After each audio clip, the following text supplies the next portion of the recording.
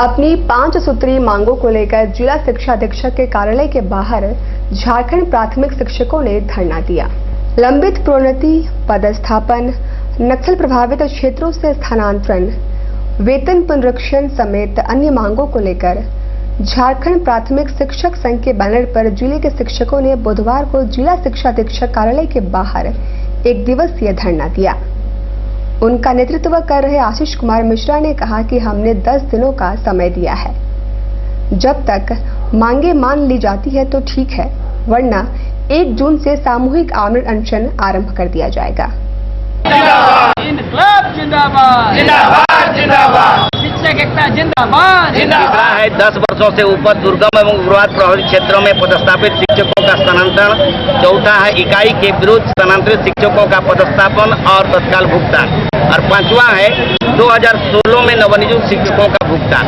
यही 5 सूत्री मांगों को लेकर के हम लोग धरना दिए हैं। इस जिला में जो है मुख्यमंत्री का आदेश का भी अनुपालन नहीं होता है। डीसी साहब के लाख प्रयास के बावजूद भी यहाँ स्थानांतरण लंबित है। तो दुर्भाग्य है, जबकि 23 वर्षों इस जिला में स्थानांतरण नहीं हुआ है, तो 23 जिलों में इसी वर्ष स्थानांतरण आपका जो है प्रोन्नति हो गया।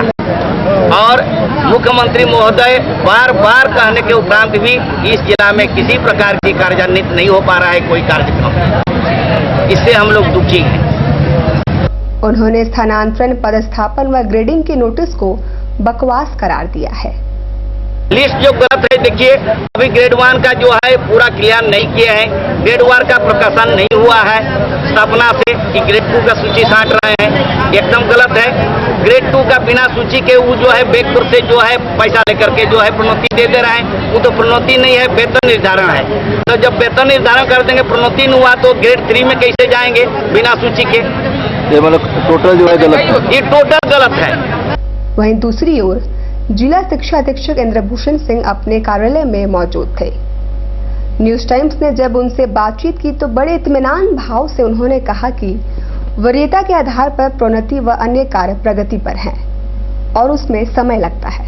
लिस्ट जो है 7 दिया गया है और 7 दिन का जो है आपको समय दिया गया है। 7 दिन के बाद जो आपत्ति आ जाएगी उसको निराकरण करके जो है पुनः जो है स्वच्छ जो है आपको वरीयता सूची बनाई निर्माण किया जाएगा और उस पर जो है क्षेत्रीय उप शिक्षा निदेशक का जो है सिग्नेचर होगा। उसके बाद उपायुक्त महोदय का सिग्नेचर होगा और सिग्नेचर दोनों पदाधिकारी के होने के बाद उस सूची के आधार पर जो है आपको कार्यालय आदेश जो है जिला शिक्षा अधीक्षक निर्गत करेंगे। जो वो ऐसे शिक्षकों को जो आज तक किसी ग्रेड पर नहीं थे, वो नियुक्ति के तिथि से जो है ग्रेड 1 में जो है पदस्थी माने मान लिया जाएगा।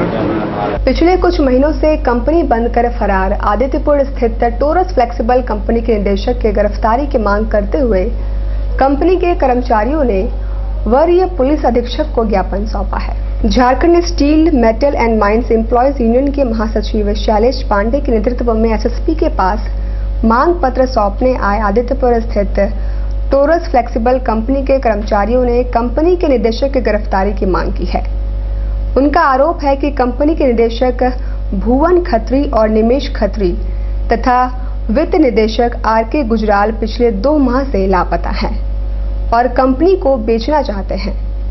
साथ ही कर्मचारियों का पीएफ, LIC, ग्रेजुएटी का भुगतान भी बकाया है। कंपनी में 110 स्थायी और लगभग 150 अस्थायी कर्मी कार्यरत हैं। वरीय पुलिस अधीक्षक से मिलने आए हैं। मामला ये है कि आदित्यपुर स्थित एक टोरस फ्लेक्सिबल कंपनी के निदेशक मजदूरों को और वहां पर कार्यरत सभी कर्मचारियों को छोड़कर भाग गए हैं।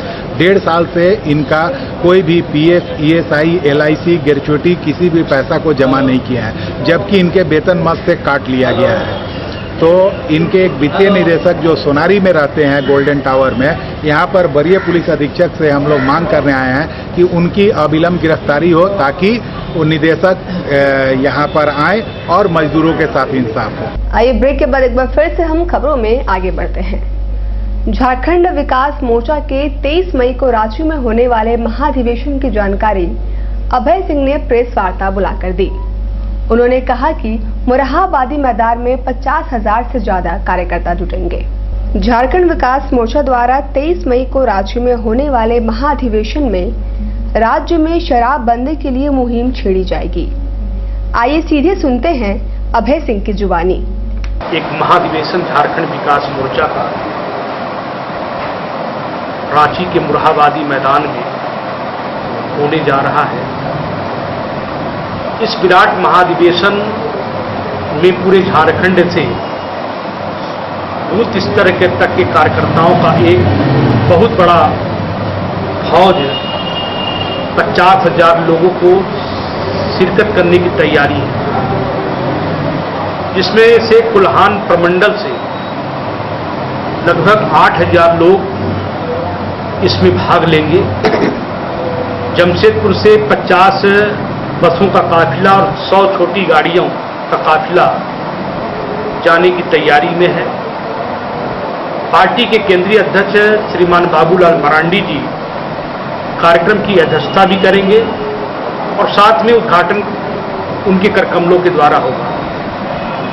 कार्यक्रम के मुख्य अतिथि हमारे बाबूलाल मरांडी जी ने निमंत्रण दिया है। झारखंड के बिहार के मुख्यमंत्री श्री नीतीश कुमार जी, वे इस कार्यक्रम में शिरकत करेंगे। और उस कार्यक्रम के बाद में हमारे जमशेदपुर के कुल्हान के लोगों ने एक निर्णय किया, जो निर्णय कल आपने देखा कि एक ही मंच पर शराबबंदी को लेकर श्री नीतीश कुमार जी और श्री बाबूलाल मरांडी जी ने धनबाद में महिलाओं के बीच में एक कार्यक्रम किए कि झारखंड में भी शराब बंद होना चाहिए। तो यह कार्यक्रम का शुभारंभ अगर उन लोगों ने किया है तो हम लोग स्वागत करते हैं। और जेवीएम अपने राज्य के माननीय मुख्यमंत्री श्री रघुवर दास जी से भी आग्रह करता है, अपील करते हैं कि आप भी झारखंड में शराब बंद को अविलंब घोषित करें, क्योंकि शराब किसी के परिवार को उजाड़ता है, किसी के कोप को सूना करता है। कहीं भी हमारे धर्म में ग्रंथों पर कहीं नहीं लिखा है कि शराब का सेवन करना लाभकारी है। उत्तराखंड में कांग्रेस की जीत पर बुधवार को धतकीडीह में वरिष्ठ कांग्रेस नेता बलदेव सिंह के नेतृत्व में लड्डू वितरण किया गया।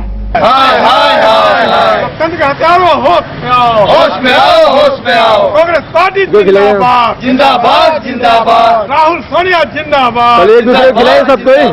सुप्रीम कोर्ट के निर्देश के नीचे जिंदाबाद जिंदाबाद, राहुल सोनिया जिंदाबाद जिंदाबाद जिंदाबाद। उत्तराखंड में सुप्रीम कोर्ट के निर्देश के तहत कांग्रेस ने बहुमत साबित किया है, उससे देश में लोकतंत्र की हत्या होने से बच गई और जो फासिस्ट शक्तियां हैं उनका मुंह काला हुआ है। भारतीय जनता पार्टी जो षड्यंत्र से अपनी सरकार में कब्जा करना चाह रही थी प्रजातांत्रिक सरकार के ऊपर, उसमें भारतीय जनता पार्टी विफल हुई है।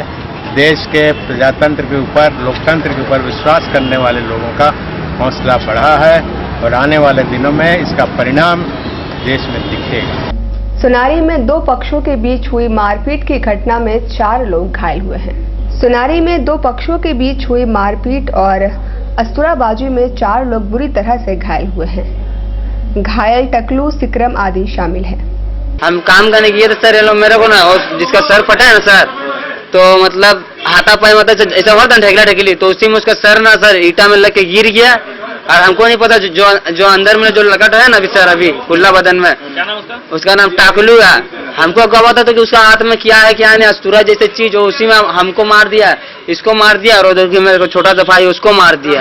हम चलो बातचीत होगा, हमको क्या पता कि ऐसे उसका मन में क्या है क्या नहीं, और डायरेक्ट मतलब भाग मारना चालू कर दिया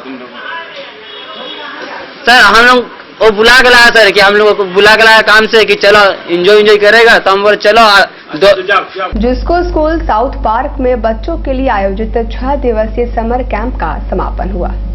जिसको स्कूल साउथ पार्क में 6 दिवसीय समर कैंप का बुधवार को रंगारंग व सांस्कृतिक कार्यक्रम के साथ समापन हुआ। इन 6 दिनों में बच्चों ने विभिन्न एक्टिविटीज में भाग लिया। उन्हें waste management, tattoo making, pot making, photo frame making की जानकारी दी गई। अंतिम दिन बच्चों ने रंगारंग कार्यक्रम में भाग लिया। Please clap and encourage them. This is the festival of human worship was the concept of love.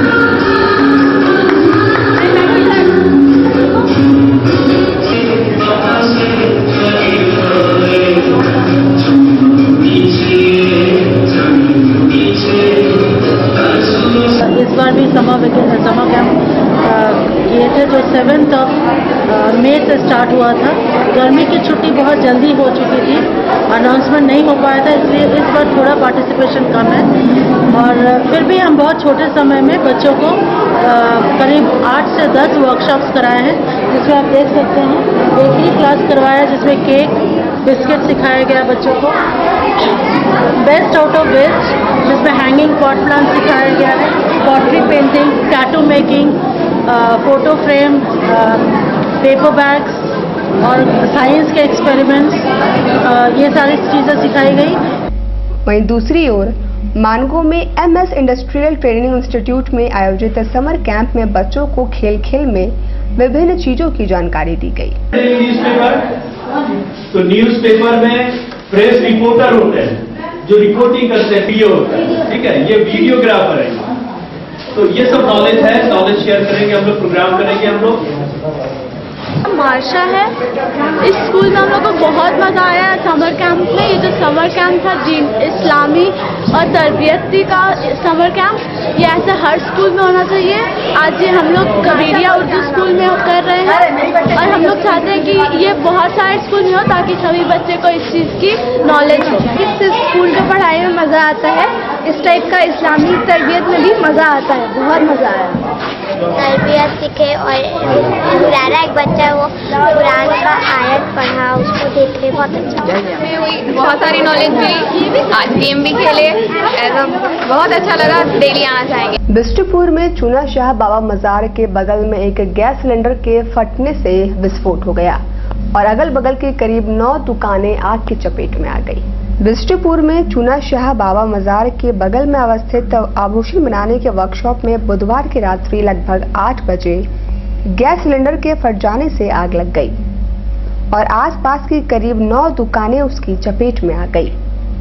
सभी दुकानें आभूषण रिपेयरिंग वर्कशॉप की है। हालांकि टाटा स्टील अग्निशमन विभाग की 5 गाड़ियों ने समय रहते आग पर काबू पा लिया, जिससे बड़ा हादसा होने से टल गया।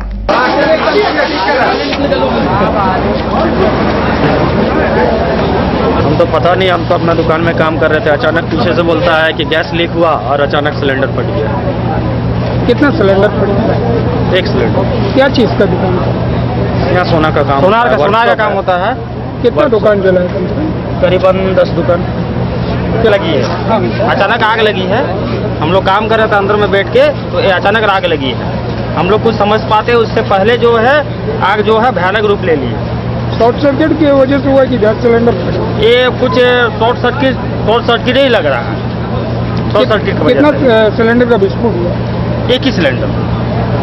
कुछ हताहत हुआ है? कितने का नुकसान हो सकता है? नुकसान तो अभी नहीं बोल सकते सर, नुकसान तो अभी देखने के बाद ही समझ में आएगी। नुकसान तो काफी ज्यादा हुआ है, हताहत कोई नहीं हुआ। हताहत तो कोई नहीं हुआ है, थोड़ा बहुत इंजर्ड हुआ है।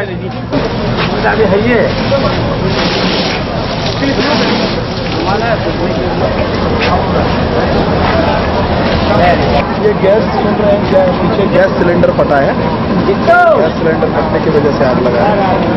कोई हताहत भी हुआ है? नहीं, हताहत नहीं हुआ है, कुछ 1-2 लोग इंजर्ड हैं यहाँ।